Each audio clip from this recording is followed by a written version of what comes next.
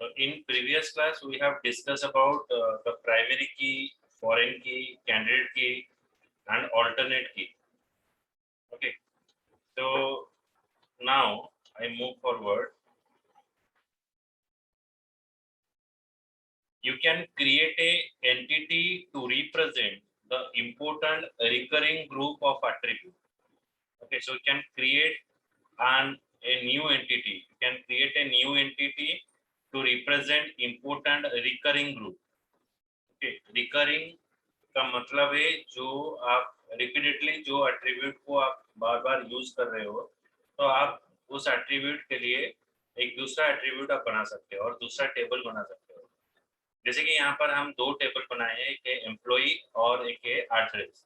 तो एम्प्लॉई और एड्रेस ये दोनों रिलेटेड है to each other, so they are related to each other, employee and employee address. Okay, so employee situated or employee present in the particular address. Okay, तो ये आपका recurring group को represent करने के लिए यहाँ पर हम use किए। Entity that have an optional attribute can be replaced with a sub-entity. तो sub-entity में हम specialization use करेंगे। तो specialization is the result of taking the two subset of high-level entity to set the low-level entity. तो high level entity को आप जोड़कर एक लो लेवल एंटिटी बनाओगे। जैसे कि एम्प्लॉई यहाँ पर हो गया, एम्प्लॉई में एक नेम है, एम्प्लॉई आईडी है, प्रोग्रामिंग लैंग्वेज है और एक फील्ड है। Okay, so these are the word you can say the entity, sub entity that we are using. Okay, तो इस एंटिटी से हम ये एम्प्लॉई से हम बहुत सारा सब एंटिटी हमने रिट्राइव किया। ये क्या हो सकता है? ये प्रोग्रामर हो सकता है, टीचर हो सकता है, इंजीनियर हो सकता है। ओके, तो ये जो एम्प्लॉई ये बिलोंग्स करता है, इस एम्प्लॉय तीन तरीका का एम्प्लॉई है, एक प्रोग्रामर है, एक टीचर है और एक इंजीनियर है। तो three type of employ that we have. Okay, समझ में आया? Replace So please repeat that. क्या बोले? I can't understand actually sub-entities. Actually, your voice is not clearly audible. It's like Can't understand sub-entities. So okay, सब entity, हाँ, तो ये होता है आपका क्या है ना, ब्रेकिंग डाउन करना है। एक पेरेंट एंटिटी को आप ब्रेक डाउन करोगे, means breaking down the complex table into a simple. एक एम्प्लॉय को हम तीन तरीका से हम डिवाइड किए हैं, जैसे कि प्रोग्रामर हो गया, टीचर हो गया और इंजीनियर हो गया। तो ये जो पेरेंट एंटिटी जो है, ये ये वाला पेरेंट एंटिटी एम्प्लॉय जो आपको डिफरेंशिएट किया गया है, तो उसके साथ वो जो प्रोग्रामर, इंजीनियर और टीचर ये रिलेटेड हो गए।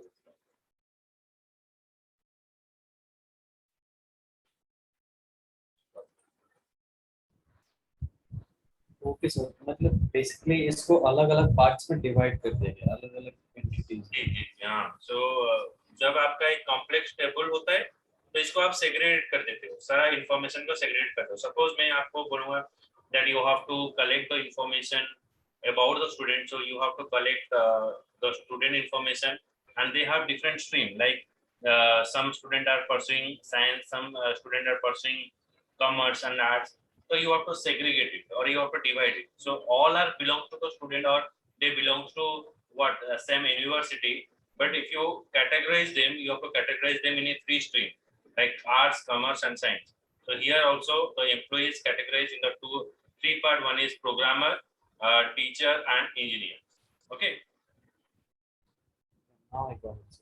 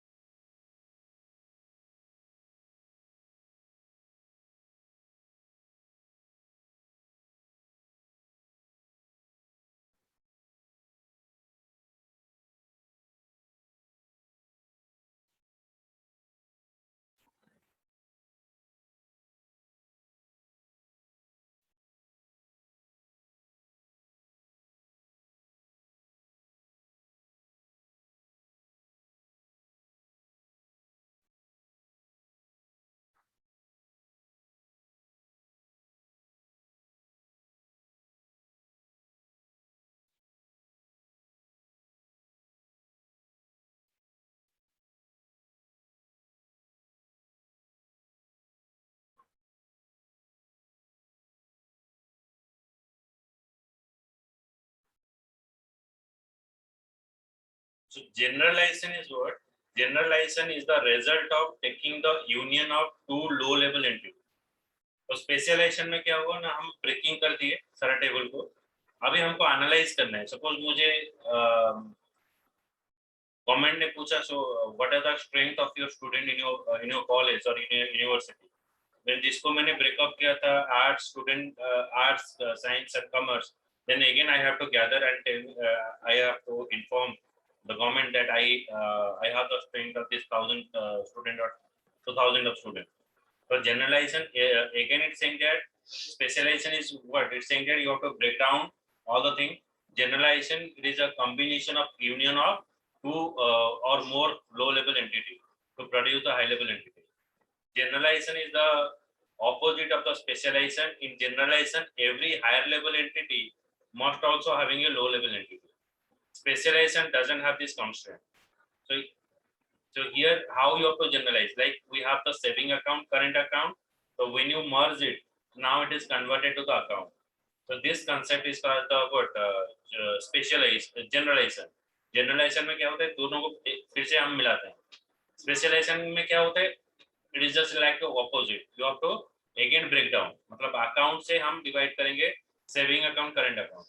तो जो जनरलाइजेशन में क्या होगा, again you have to what combine, तो सेविंग अकाउंट और करंट अकाउंट को आपको यहाँ पर जोड़ना है.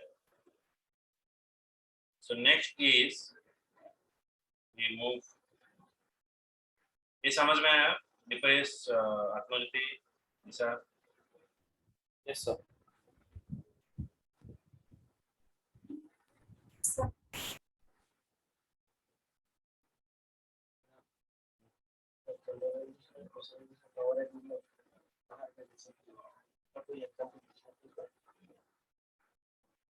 जनरलाइज में क्या होगा, सपोज एक होता है ऑनर्स, होता है स्टूडेंट का. ओके, आपका एक ऑनर्स रहता है प्रोग्राम का. तो आपको मैं बोलूँगा सपोज जो फिजिक्स ऑनर्स है, मैथमेटिक्स ऑनर्स है, तो स्टूडेंट को मैं, आप स्टूडेंट को इन्फॉर्मेशन मैंने आपको दे दिया. तो अभी आपको बोलूँगा एक स्टूडेंट का इन्फॉर्मेशन फिर से क्या रहता है. आप स्टूडेंट, सभी स्टूडेंट आपका आ गया है कॉलेज में. तो आपका टैक्स होगा कि स्टूडेंट के हिसाब से, उसको स्ट्रीम के हिसाब से आप इसको अगेन डिवाइड कर दो. समझ में? जो सर पहले हम जो ईआर डायग्राम किए थे, पकड़ लीजिए बैंक ब्रांच का, बैंक सिस्टम का कर रहे हैं, बैंकिंग सिस्टम का. जनरलाइजेशन का मतलब है क्या, जो आपको जोड़ना है, इंफॉर्मेशन को जोड़ना है. मतलब जो स्पेशलाइजेशन में क्या होता है ना, आपको ब्रेकिंग डाउन करना है, एक कॉम्प्लेक्स टेबल को ब्रेकिंग डाउन करना है. जैसे कि आप क्या करते हैं ना, सब्जी जब बनाते हैं तो पहले आप क्या करते हो, पहले आप काटते हो, काटने के बाद क्या करते हो, अलग अलग रखते हो, स्पेशलाइज करते हो. प्याज काटा एक जगह पर, चिकन काटा एक जगह पर. ओके, तो जो जो इंग्रेडिएंट्स है उसको अलग रखते हैं. उसके बाद हमको क्या करना पड़ता है, जनरलाइज करना पड़ता है, सब एक साथ मिलाना पड़ता है, तभी जाकर टेस्ट आए ना. अलग अलग करते हैं. अगर चिकन खाना है, तुम चिकन को पका कर दे दो कि भाई खाना है तो प्याज डालकर खा, ये डालकर खा. जैसे कि होगा ना सॉस में देते हैं, तो सॉस डाल के खा. तो ये होता है क्या, स्पेशलाइज. तो ऑटोमेटिक हमको क्या करना पड़ता है, जनरलाइज करना पड़ता है. तो अगर आपको डेटा एनालिसिस करना है और डेटा को एक ही साथ चाहिए तो जनरलाइज का जरूरत है. ओके, स्पेशलाइजेशन में क्या है, अगर आपको कुछ स्पेशलाइज सपोज चाहिए, आपका डिफरेंट ब्रांच है कॉलेज में, सिविल है, मैकेनिकल है, कंप्यूटर साइंस है. तो सपोज मुझे पीएचपी डेवलपर का पता चला, पीएचपी डेवलपर मुझे चाहिए, जो जिसको पीएचपी पता है, प्रोग्रामिंग नॉलेज होना चाहिए. और मुझे अकाउंटिंग का चाहिए. तो पीएचपी वेबसाइट डेवलपमेंट के लिए मैं कौन सा ब्रांच में जाऊंगा, मैकेनिकल को तो नहीं जाऊंगा ना. तो मुझे जाना पड़ेगा कहाँ पर, कंप्यूटर साइंस में. अगर मुझे अकाउंटिंग का पर्सन चाहिए, मुझे अच्छा अकाउंटिंग का पर्सन कहाँ पर मिलेगा, जो कॉमर्स स्टूडेंट. तो मैं वहाँ पर बीटेक में जाकर नहीं रहूंगा, तो भाई कौन जानता है commerce student. Okay, so that is a word specialize. लेकिन जब आप गवर्नमेंट के लिए नौकरी अप्लाई करते हो, ऑल ग्रेजुएटेड अप्लाई, तो वहाँ पर मेंशन नहीं होता कि आपको कॉमर्स चाहिए क्या साइंस चाहिए. तो एनी ग्रेजुएट यू को अप्लाई. बट अगर सॉफ्टवेयर फील्ड में आपको अप्लाई करना है तो आपको ये जो प्रोग्रामिंग का नॉलेज रहना चाहिए। ओके, जैसे कोर्स मान लो, ओरेकल जो कोर्स आप कर रहे हो, so that is a generalized course, everybody can do.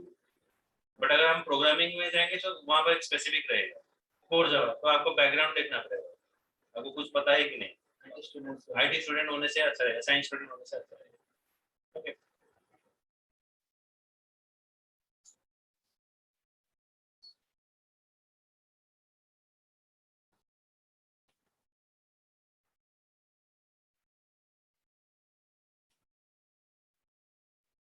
next comes to the data redundancy. Redundancy means repetition of data. Repetition, अगर डेटा का रिपीटेशन होता है, it word it is impact to your database. आपका database में बहुत impact आता है। Suppose मान लीजिए इस क्लास में आपका सेम नेम में अगर मल्टीपल स्टूडेंट रहेंगे तो it is handling the student is very difficult. मतलब सभी का नाम सेम रहेगा, तो मैं अगर किसी एक को बुलाऊंगा तो क्या होगा, may be all the people are responding. Okay, so generalization, ये आपको जो रिडंडेंसी क्या होता है ना, it is a repetition of data. Data अगर रिपीट होगा तो it is taking a lot of space, आपका स्पेस ज्यादा स्पेस रहेगा। और डेटा जब रिपीट होता है वहां पर कंकरेंसी और कन्फ्लिक्ट होता है। कन्फ्लिक्ट मतलब सभी स्टूडेंट का नाम अगर इस क्लास में सभी का नाम सेम होगा तो मैं किसी एक को पुकारूंगा तो everybody is responding, so that is a concurrency issue. Okay, so that to avoid this redundancy को अवॉइड करने के लिए हम यूज करते हैं क्या ना, नॉर्मलाइजेशन। एक साइंटिफिक मेथड यूज करते हैं, जिस मेथड को यूज करके हम रिडंडेंसी को हटा देते हैं प्रोग्राम। तो रिडंडेंसी को हटाने के लिए हम एक साइंटिफिक टूल्स यूज करेंगे। तो so first I describe it.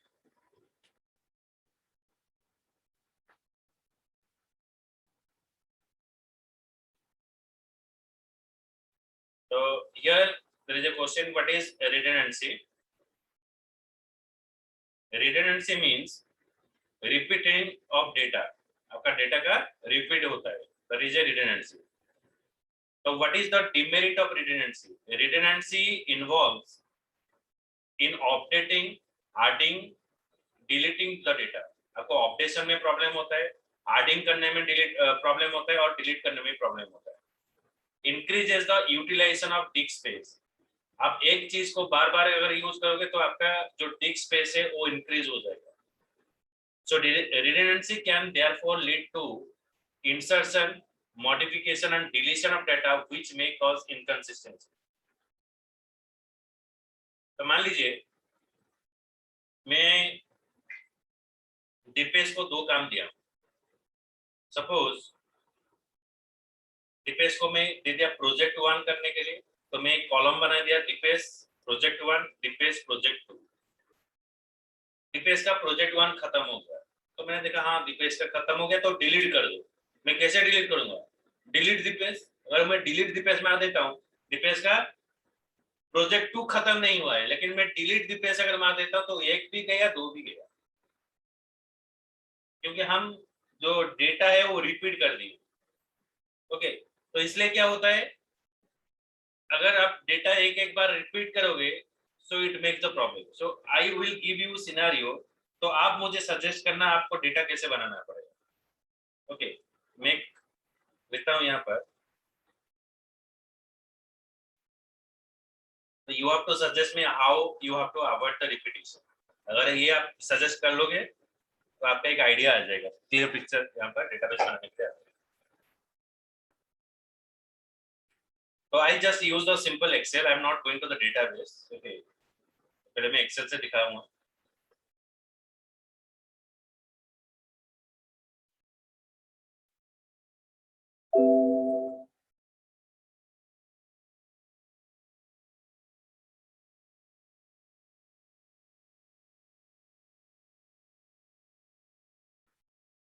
Suppose I use your name,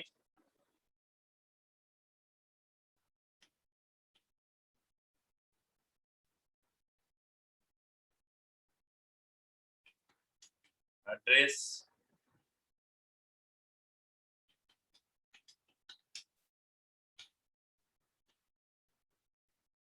name, sorry मैं ये चीज डाल देता हूँ, मैं डाल देता हूँ सीरियल नंबर, नेम,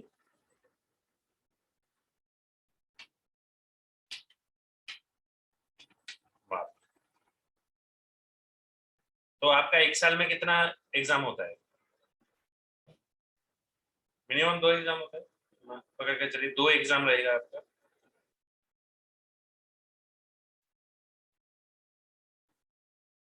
इसको थोड़ा हम बड़ा कर देते हैं।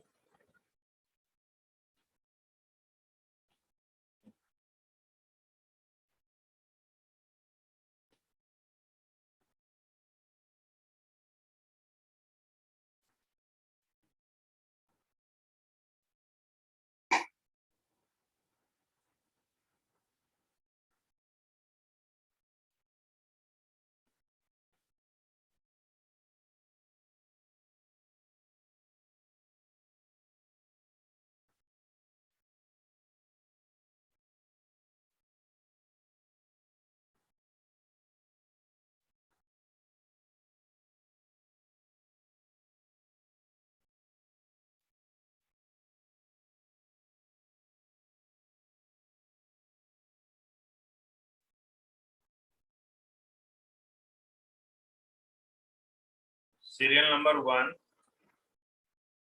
सपोज नेम डाल दिया रफी, मार्क हो गया 80।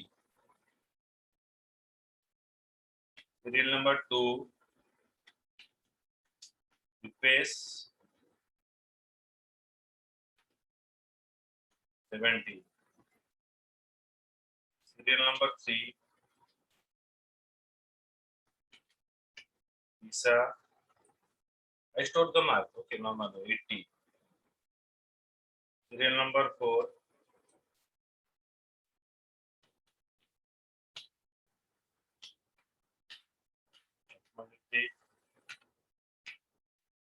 and suppose 90। Serial number 5,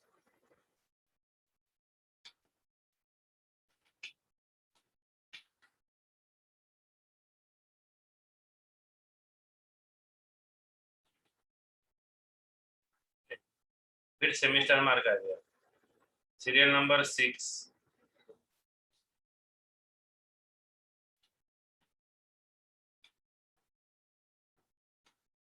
Rupesh 90। Serial number 7,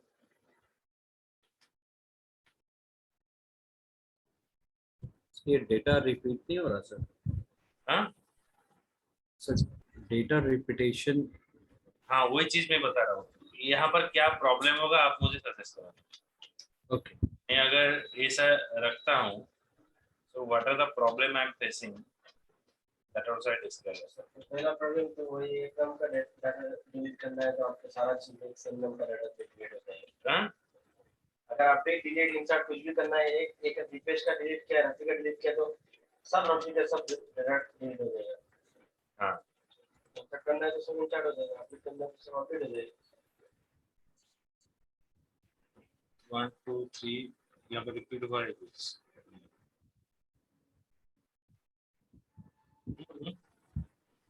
हाँ यहाँ पर 3 बार लिख दिया।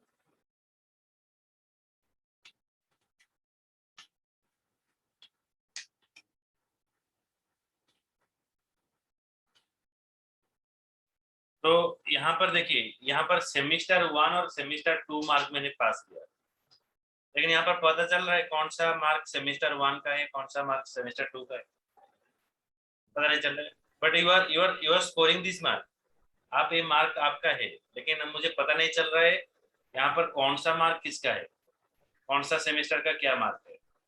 सपोज यहाँ पर मैं अगर कुछ भी चेंजेस करूंगा, सपोज मैं यहाँ पर जो इंफॉर्मेशन है मुझे ये मार्क नहीं चाहिए, ओके ये मार्क गलत है, तो मैं करूंगा delete all the marks, delete from table. Okay, table का कमांड में हम पास करेंगे delete from table where name is equal to Rafi. मतलब हमारा कमांड ऐसा होगा,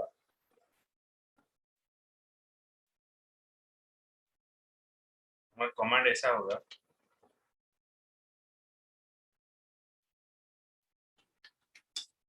delete from suppose table 1 where name is equals to Rafi. ये वाला कमांड हम यूज करेंगे. मतलब जहां पर नेम रफी होगा उसका रिकॉर्ड डिलीट कर दो. लेकिन ये रिकॉर्ड गलत है, एग्जाम नहीं दिया है. तो मैं अगर ये कमांड लिखूंगा तो क्या होगा, ये भी जाएगा, ये भी जाएगा, दोनों चाहिए. सपोज मुझे रफी का मार्क देखना है तो ये मुझे क्या दिखाएगा, अगर मुझे सर्च करना है that I want to find out,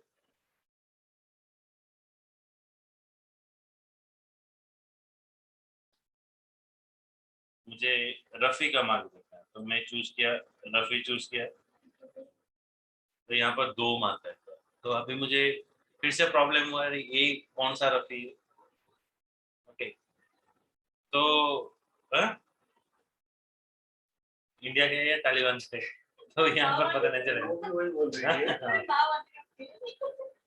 तो कौन सा इंडिया का है और कौन सा तालिबान का है वो पता नहीं चलेगा. Okay, so that is what, यहाँ पर कोलिजन आता है. ओके, सपोज मुझे तालिबानी नहीं चाहिए, मैं डिलीट करूंगा तो ऑटोमेटिक क्या होगा, जब रफी डालूंगा मतलब ये दोनों डाटा ही हमारा डिलीट हो जाएगा. तो ये होता है हमारा डेटा रिडंडेंसी. अच्छा, मुझे अभी सजेस्ट करो, अगर मुझे ये मार्क को रखना है क्योंकि ये एक्चुअल मार्क है स्टूडेंट का, तो मुझे रखना है, तो कैसे करने से ये डाटा आपका रिपीटेशन नहीं होगा, टेबल का स्ट्रक्चर कैसे करने से नहीं होगा. सर मार्क्स इसके बाद और एक हम ये बढ़ा इसमें एक और इसमें ऐड करके सेमेस्टर ऐड कर देंगे.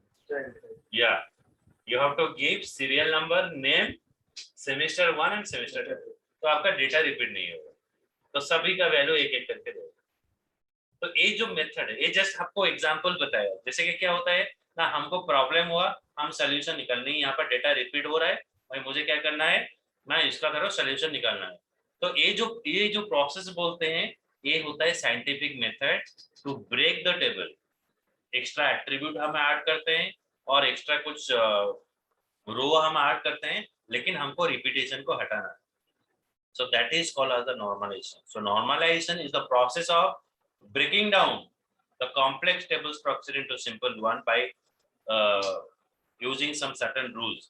Okay, लेकिन पहले normalization को जाने से पहले आपका क्या होता है ना, redundancy देखिए. तो redundancy में क्या होता है, increase the time involved in updating. एक चीज आपको अपडेट करना है, सपोज मुझे मार्क अपडेट करना है, update mark update Rafi where mark equals to 90, मतलब वो कौन सा रफी का कौन सा मार्क 90 को अपडेट करेगा, क्योंकि both the column having the 2 mark, मुझे सेमेस्टर 1 का अपडेट करना है या सेमेस्टर 2 का अपडेट करना है, तो वो इसको पता नहीं चलेगा, तो दोनों को अपडेट कर देगा. तो अपडेशन के लिए टाइम लगेगा, अगर डेटा को कुछ ऐड करना है तभी टाइम लगेगा, डिलीट करोगे तो पूरा डाटा चला जाएगा. So it increase. Particularly sir ये यूज कहाँ होता है, ये तो प्रॉब्लमेटिक है रिडंडेंसी. हाँ, रिडंडेंसी तो प्रॉब्लमेटिक, वो टर्म मतलब सारा दिन में यूज होता है. हाँ यूज होता है.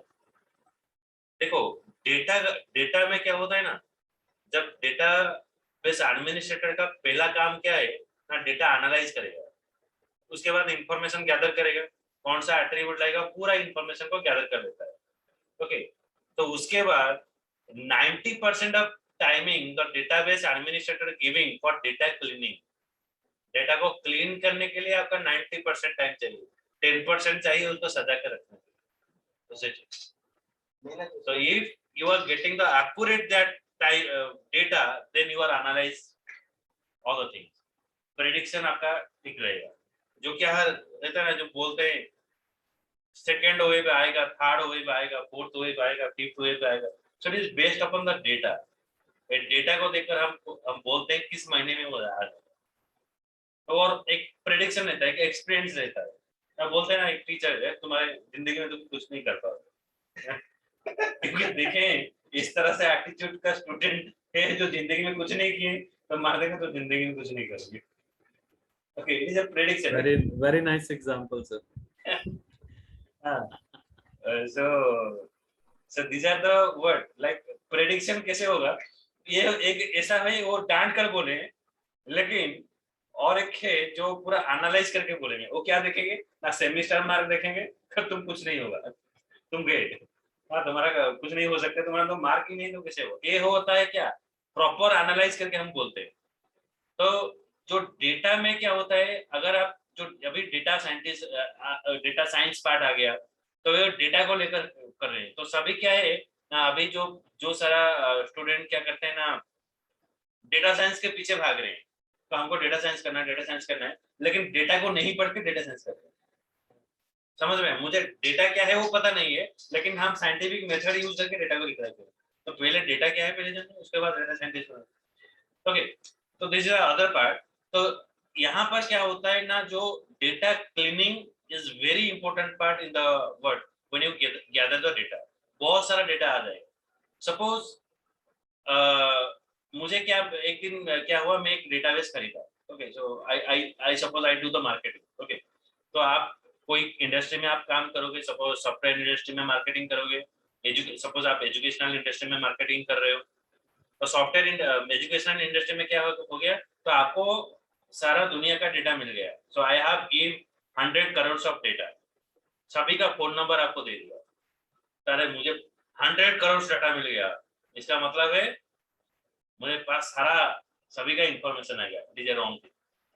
वहां पर आपको देखना पड़ेगा कौन फार्मर है। फार्मर को बोलोगे भाई डेटाबेस करो या सी प्रोग्रामिंग करो, बात मारेगा। तो भाई मुझे सार बार कोई चीज बताओ, पेड़ कैसे बढ़ेगा वो बताओ, ये क्या बोल रहे हो, सीईओ क्या है वो बोलेगा। ओके, तो वहां पर हमको छानना पड़ेगा। 2000 बिलोंग्स टू जो स्टूडेंट का इंफॉर्मेशन आ गया, तो उसमें से कौन सा स्टूडेंट टेक्निकल है और जो इंजीनियरिंग बैकग्राउंड है। तो इसको अगर हम पकड़ेंगे तो हमको एक्यूरेट डाटा मिलेगा। तो इंजीनियरिंग बैकग्राउंड का मुझे मिल गया। तो इंजीनियरिंग में फिर आप कैटेगरी देखेंगे, सिविल है, इलेक्ट्रिकल है, मैकेनिकल है, प्लास्टिक सर्जरी है। तो उसके बाद मुझे मिला नहीं, ये 6 कैटेगरी में अगर हम कंप्यूटर साइंस को पकड़ेंगे तो हम सी प्रोग्रामिंग करा सकते हैं। ओके, और सी प्रोग्रामिंग स्टूडेंट कर सकते हैं। तो फिर उनसे फिर फिल्टरिंग करेंगे। ओके, तो फिर इसको फिल्टरिंग करने पर आपको मिलेगा।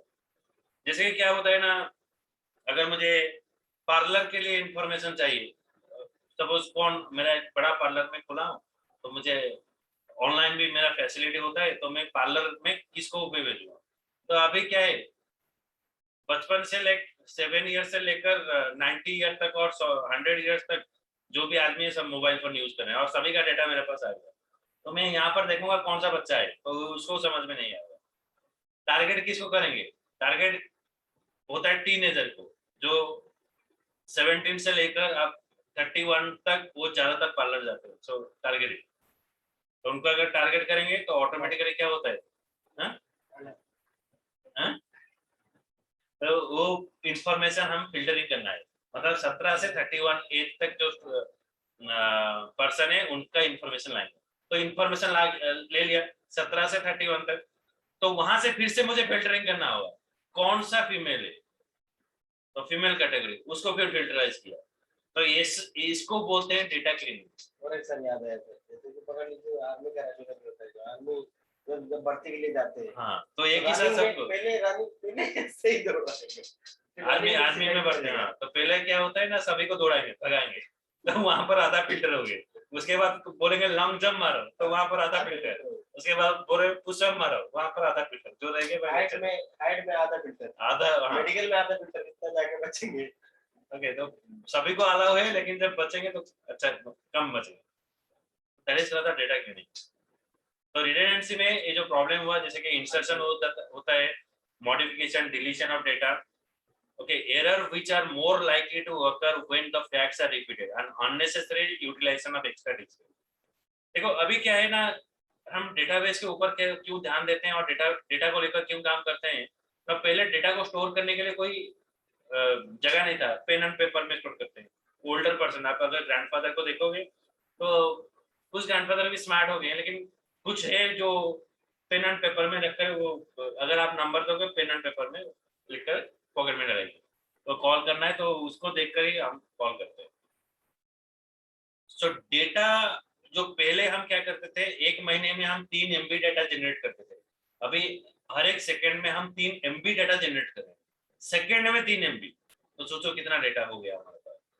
कभी ना कभी मतलब every second somebody is messaging us or something is happening with our mobile. So knowing the database and managing the database is very difficult task now in the present scenario.